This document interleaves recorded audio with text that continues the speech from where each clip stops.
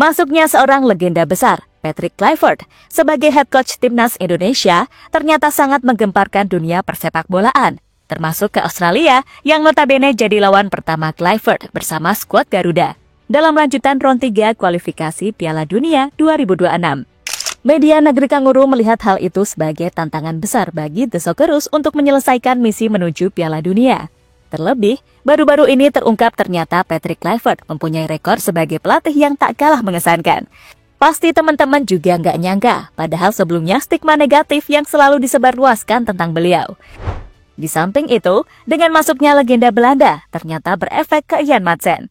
Pemain keturunan teratas yang selama ini diimpikan masuk timnas, kini kembali jadi sorotan dan pada ngebujuk. Lantas siapa yang membujuk Madsen dan bagaimana persiapan Australia jadi tim pertama yang akan dihadapi Kluivert?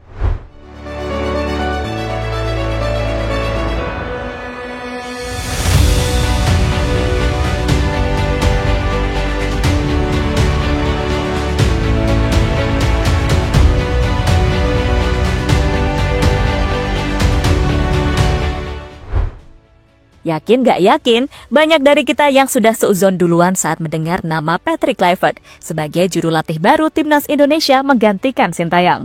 Tak mengherankan memang, sebab banyak kabar berseliweran tentang latar belakang Kluivert sebagai kepribadian yang agak gimana sedikit kalem. Dan CV kepelatihannya juga tercatat tak ada yang mencolok. Tapi itulah masa lalu.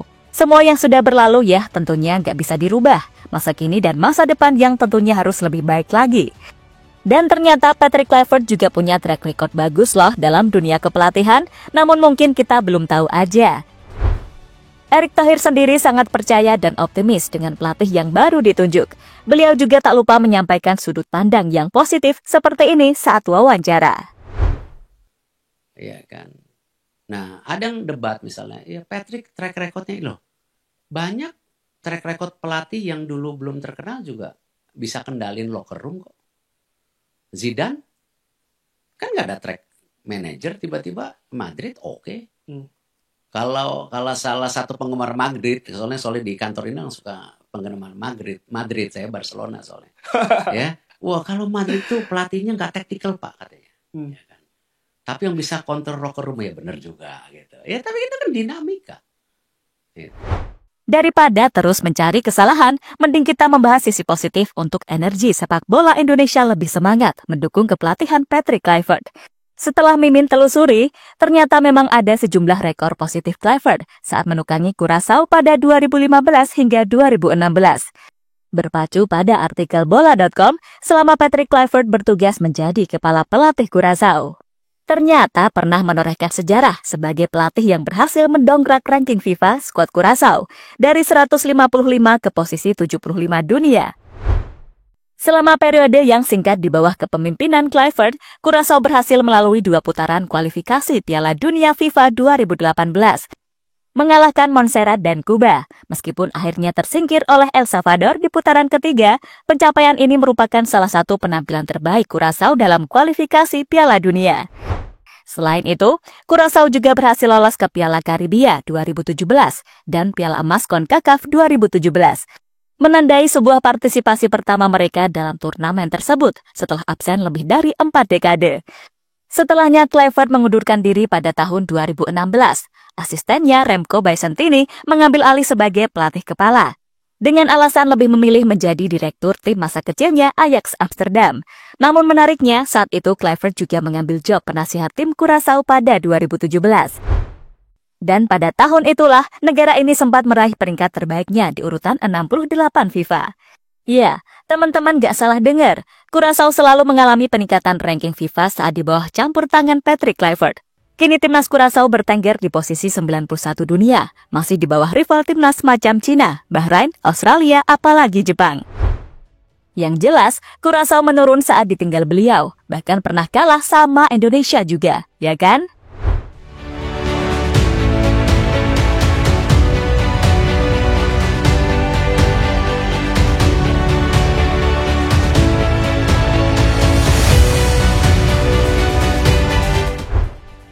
Ngomong-ngomong soal rival, Australia merupakan lawan pertama bagi Kluivert sebagai pelatih timnas Indonesia. Kini media-media di sana sendiri sudah menyoroti pergantian pelatih timnas. Media Australia TheWest.com misalnya, mereka memprediksi timnas Indonesia bakal lebih mengerikan di bawah asuhan mantan bintang timnas Belanda, Patrick Kluivert. Media tersebut menganggap Indonesia sebagai rintangan bagi skuad The Socceroos untuk menuju Piala Dunia, apalagi setelah bergabungnya Patrick Kluivert. Patrick Kluivert muncul sebagai rintangan besar berikutnya bagi harapan Socceroos untuk lolos otomatis ke Piala Dunia. Karena penyerang legendaris Belanda itu hampir mencapai kesepakatan untuk menjadi manajer Indonesia, tulis artikel The West. Sebagai info, skuad asuhan Tony Popovic sendiri sekarang ini masih sedikit ada masalah, di mana 3 pemain inti sedang mengalami cedera serius yang kemungkinan besar tak akan ikut matchday mendatang. Atau tepatnya tanggal 20 Maret 2025 saat Indonesia bertandang ke sana. 3 pemain yang cedera tadi yakni Harry Souttar yang dikabarkan mengalami cedera ruptur tendon Achilles saat membela klub Sheffield United dan membutuhkan waktu sekitar 12 bulan lamanya.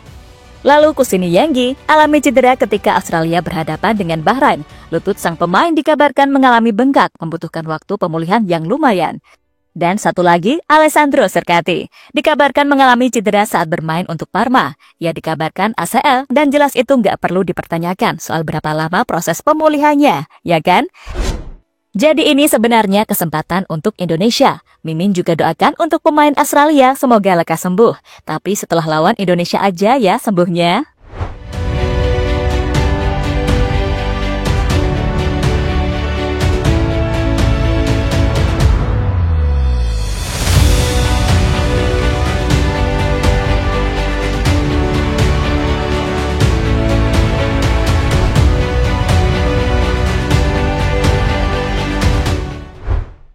Salah satu penilaian datang dari legenda timnas Indonesia yang juga keturunan Belanda, Sergio van Dijk.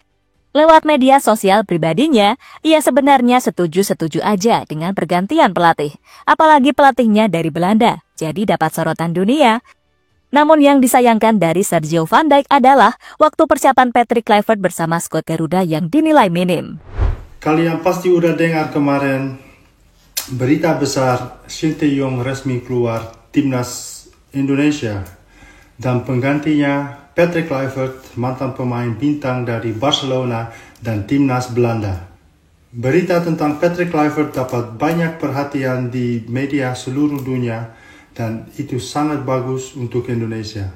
Apakah ini solusinya? Saya masih ragu karena setiap pelatih baru harus butuh waktu untuk beradaptasi sama pemain-pemain dan kalau mau membangun sistem permainan baru, dia butuh lebih banyak waktu. Saya berharap pendapat saya tidak benar dan semoga Patrick Kluivert bisa bermotivasi pemain-pemain timnas untuk menang 2 pertandingan di bulan Maret dan pertandingan di bulan Juni juga. Dan semoga kita bisa nonton timnas di Piala Dunia. Ayo kita bisa! Nah ternyata, PSSI sendiri sudah memperhitungkan hal itu. Erick Thohir menjelaskan kenapa ia mengambil keputusan sekarang bukan dari dulu setelah lawan Cina. Karena sekarang lebih panjang jarak antar FIFA Matchday-nya, tapi kenapa nggak dari sebelum AFF?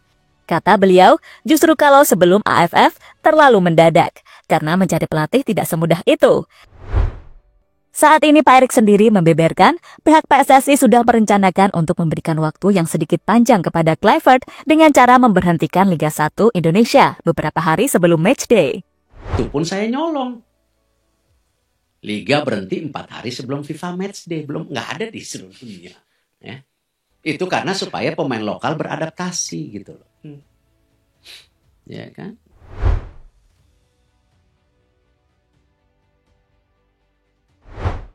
Masuknya legenda besar Belanda sekelas Kluivert memang diketahui memikat banyak pemain keturunan. Yang tadinya ragu, sekarang udah pada ngegas, macam Jairo Redwood, salah satu yang udah deal. Melihat fenomena ini, para netizen akhirnya kembali membuka harapan ke Ian Maatsen yang sampai sekarang belum juga debut ke timnas senior Belanda. Ratusan warganet yang membujuk Maatsen di kolom komentar Instagram.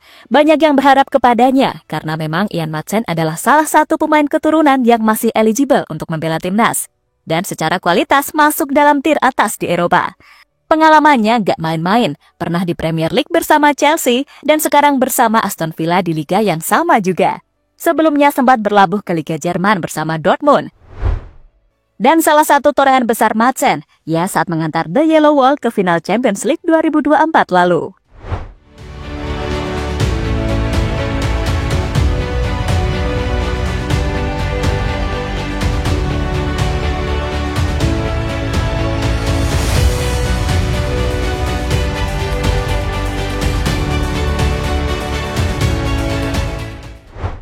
Jadi itulah berbagai situasi saat ini. Tentunya kita harus optimis mau siapapun pelatihnya.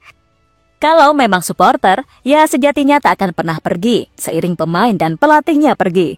Kita sebagai fans akan selalu ada untuk timnas Indonesia selamanya, ya kan?